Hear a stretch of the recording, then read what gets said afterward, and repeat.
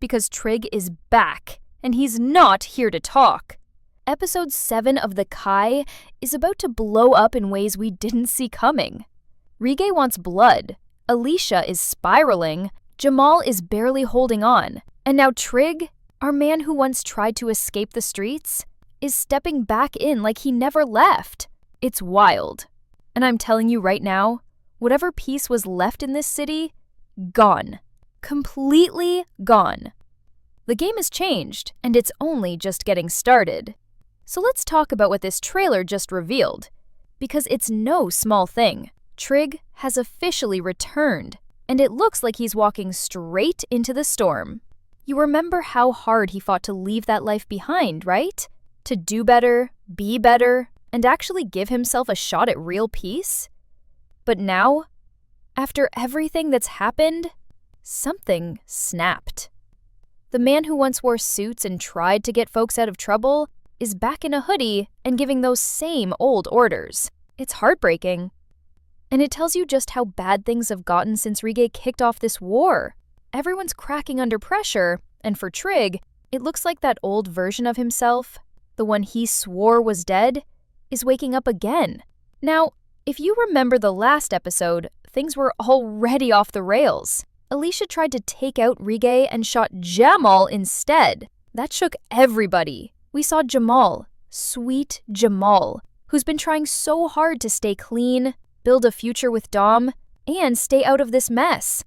Lying in a hospital bed, clinging to life. It was ugly. Alicia might have thought she was doing something righteous, but what she did was pure chaos. And now, there's no going back. Jamal's family is devastated. Dom is broken, and the people around him are mad. And rightfully so. Rege didn't die, but Jamal might. And that's the kind of mistake that starts wars. And then there's Rege, who has absolutely no chill. The trailer shows him demanding revenge. He wants Knuck gone. He wants Alicia gone. No discussions, no warnings, just blood. And honestly, the way he looked when he said it? Cold. It's like Rob's death opened something dark inside him, and now it's just spilling out. Rege has always been dangerous. But this version of him? This is next level. He's not scared of consequences anymore. He's not worried about the fallout. He just wants to watch people fall. And with someone like Rege in charge, you know the city's about to go through hell. But let's not forget Jake. Poor Jake is caught in the middle of everything. He just agreed to move in with Vic to get away from Rege's drama. And now here we are. Rege wants a hit on Alicia, and Jake is supposed to just stand by? I don't think so. We already saw how shook he was in the last episode when Bari gave Alicia that information about Rob's death. Jake might be young, but he's not stupid. He knows this is about to spiral even further, and he's got to make some choices. Fast. Do you stand with family, even when they're wrong? Or do you try to break the cycle and do something different? That's where Jake is now. And no matter what choice he makes, it's going to cost him. And speaking of Bari, let's not act like he's some innocent bystander. He told Alicia about the DNA connection Rege had to Rob's murder. He didn't give her the full story, didn't wait to find out the truth. He just lit the match and walked away. Now Jamal's shot, and everyone's looking for someone to blame. If Jake finds out Bari was the one who planted that idea in Alicia's head, it's game over. Things are already tense between those two. And this could take it to the edge. Bari's playing with fire, and he doesn't even realize the whole block's about to burn. But now we've got Trig back in the mix. And that's what makes this next episode so unpredictable. Because when Trig gets involved, things change. He's not like Rege or Knuck.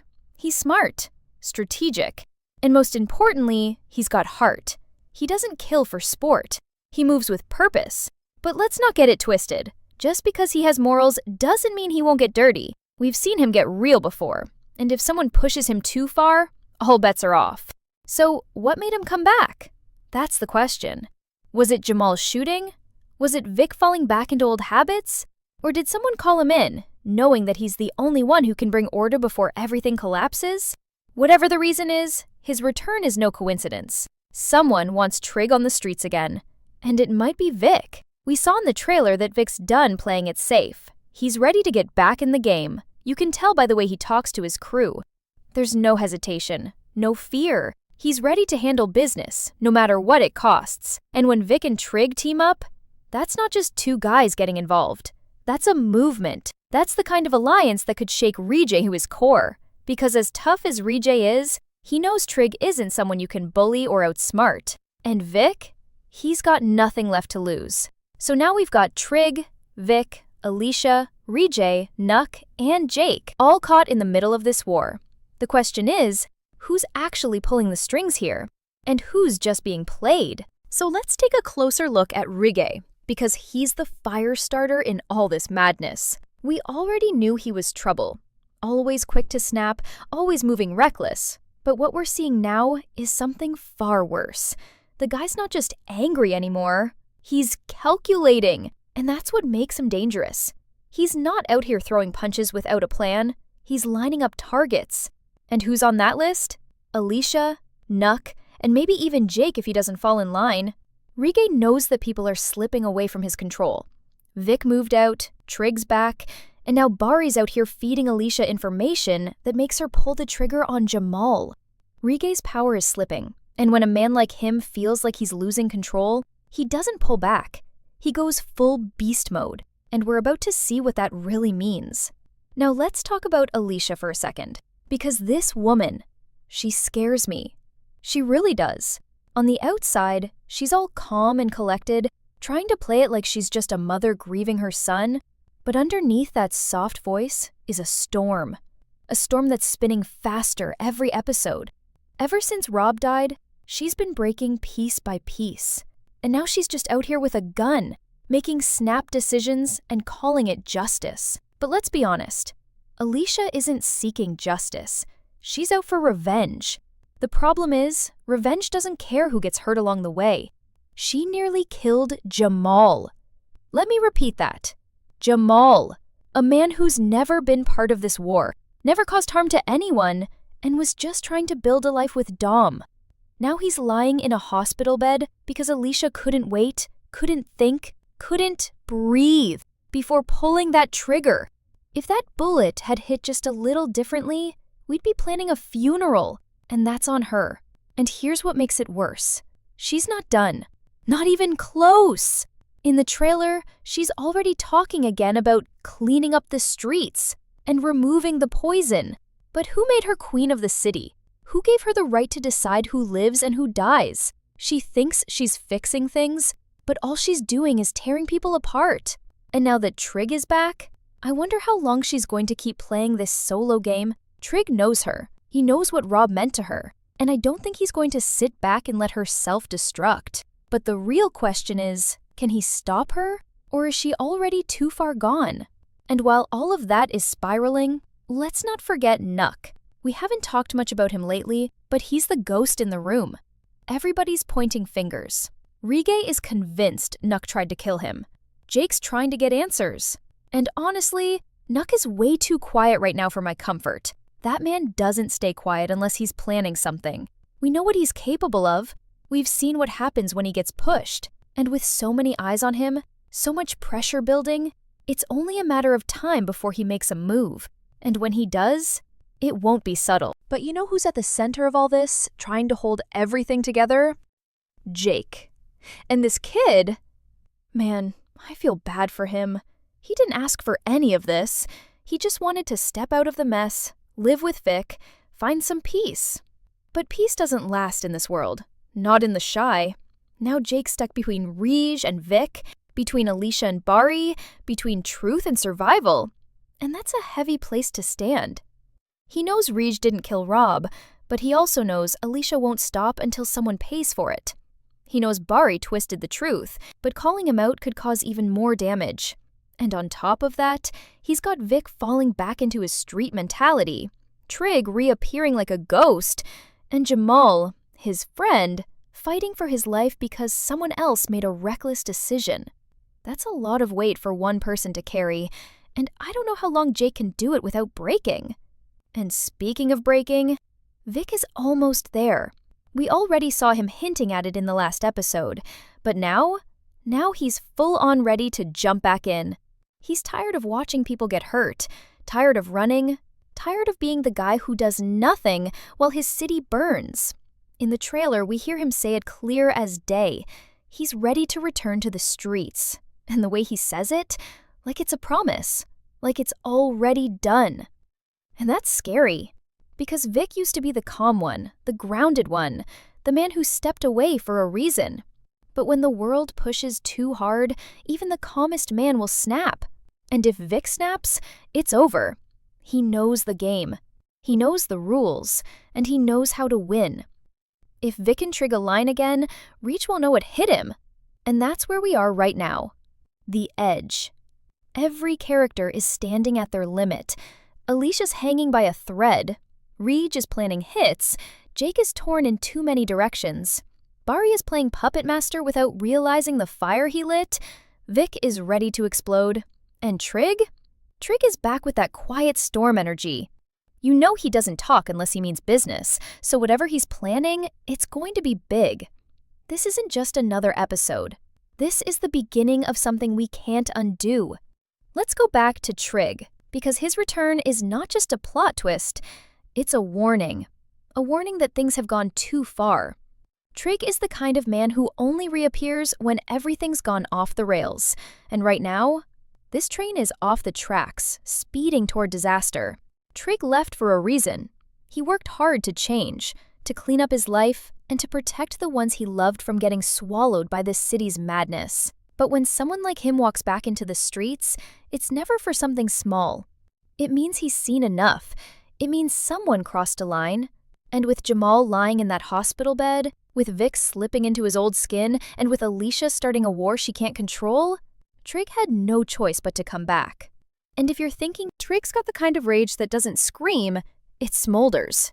And when it ignites, it's always deadly. And here's the truth about Trig. He may not be the loudest, but he's always 10 steps ahead. Unlike Rege, who acts on impulse, or Alicia, who's driven by grief, Trig moves with precision.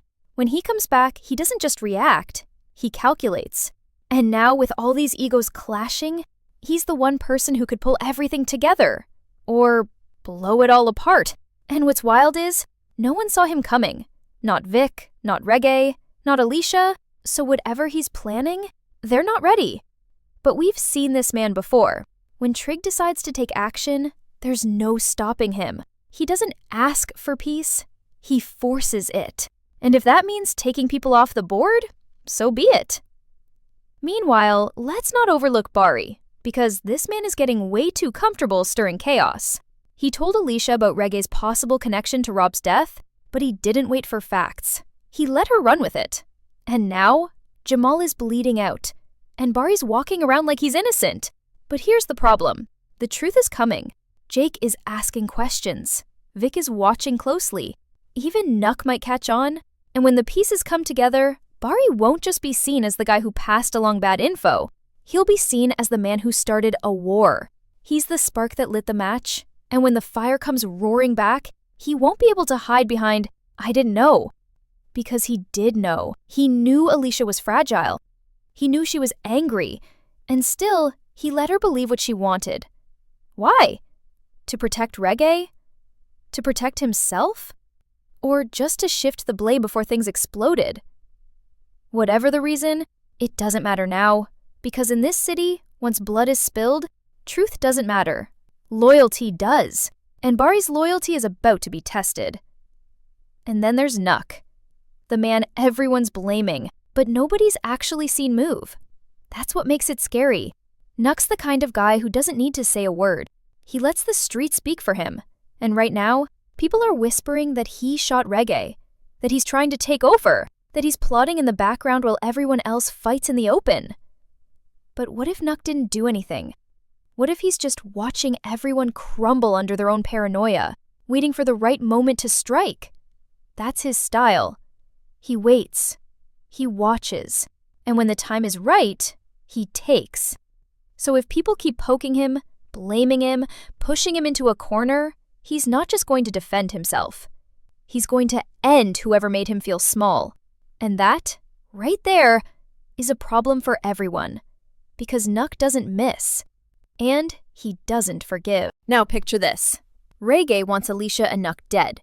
Trig just came back with a look in his eyes that says, "Don't test me." Vic's slipping fast, talking about getting the old crew back together. Bari's playing puppet master but running out of strings. Alicia's locked in on her personal mission. And Jake's drowning. He's the only one still hoping for a better ending, still trying to believe that someone, anyone, can stop this before more blood hits the pavement. But even Jake is reaching his breaking point. And when he does, when the last bit of hope inside him dies, he might not turn into Rege or Knuck, but he could turn into something we've never seen before. And that's the scariest thing, because Jake's always been the heart. He's always been the one who wanted peace. But when you break the heart of a good man, you create a monster. So what happens now? Trig's back. The trailer shows him having a private moment with Vic. Quiet, serious, and tense. That's not a casual reunion. That's a warning. Something's coming. Something big. And Vic? He's all in. You can tell by the way he moves, the way he looks at his old life like it's the only way forward now. He tried to stay out. He really did. But now, after watching his people fall, after seeing Rege spiral, after feeling the weight of everything Alicia set in motion, he's done pretending. And if Vic and Trig align, it's not just about protecting their block anymore, it's about rebuilding it, by any means necessary. The next episode isn't just a continuation, it's a collision. Of loyalty, of blood, of pride. The lines are being drawn right now, and every character has to choose. Stand up or get buried. Trust the wrong person, and you're gone. Step back for even a second, and someone else takes your place. Trig's return didn't calm the storm. It announced it. Now we wait to see who gets swept away, and who makes it out alive. Now, here's where things really start to boil over, because everything that's been simmering beneath the surface is finally about to erupt. This isn't just about revenge anymore. This isn't even about Rob's murder, or Rege getting shot, or Alicia going off the rails. No, this is about survival. It's about who's going to take control of the streets before they get swallowed by the fire. And the crazy part? Nobody's really in control right now. Every player thinks they've got a handle on the situation, but in reality, the whole board is shaking, and anyone can fall. Trig's return may look like stability, but don't be fooled. He's not back to babysit. He's back because he knows something terrible is coming, and the only way to face it is to meet it head on. So let's talk about Rege again, because this man isn't just spiraling, he's weaponizing his pain. All this time, he's been that unpredictable force, right? But now, he's using fear like a tool. In the trailer, we see him making demands like he's building his own army. He's not looking for truth, he's looking for targets. He's not trying to fix anything, he's trying to control everything. And honestly, that's what makes him so terrifying. Because Rege's not dumb, he knows how to manipulate people. He knows how to twist pain into purpose. And as long as he has people like Bari feeding him pieces of the puzzle, even if those pieces are wrong, he'll keep pushing forward like he's the only one who knows what justice looks like. He sees himself as a king. But kings fall too, especially when they forget that loyalty comes with limits. But what about Alicia? Because now that Jamal's in the hospital, her actions are under a microscope. The community's watching. People are whispering. Dom is grieving and confused. Even her closest allies are starting to look at her sideways. You can only play the grieving mother card for so long before folks start asking the real questions. Why did you shoot before confirming anything? Why are you acting like a lone soldier? And how much more blood are you willing to spill before you finally feel satisfied? Alicia's intentions may have started pure, but her grief has turned her into someone even she might not recognize. She's making rash decisions, closing doors with people who once protected her, and burning bridges that won't grow back. And the scary part? She doesn't even care. She thinks she's right. She thinks she's cleaning up the city, but she's just leaving a bigger mess behind.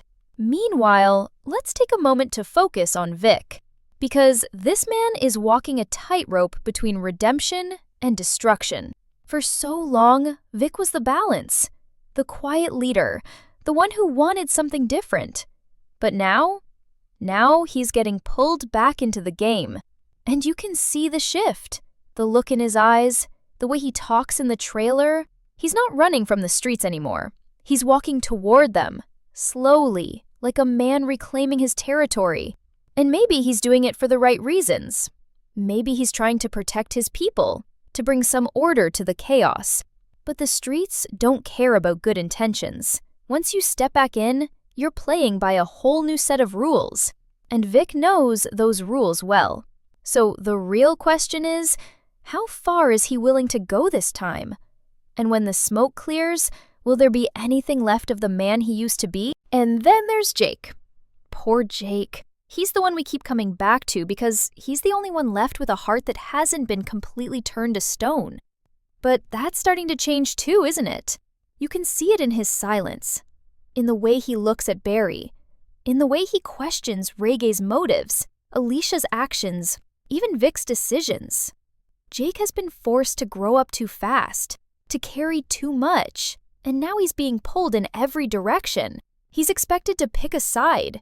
But how can he, when both sides are equally messy, equally violent, equally lost?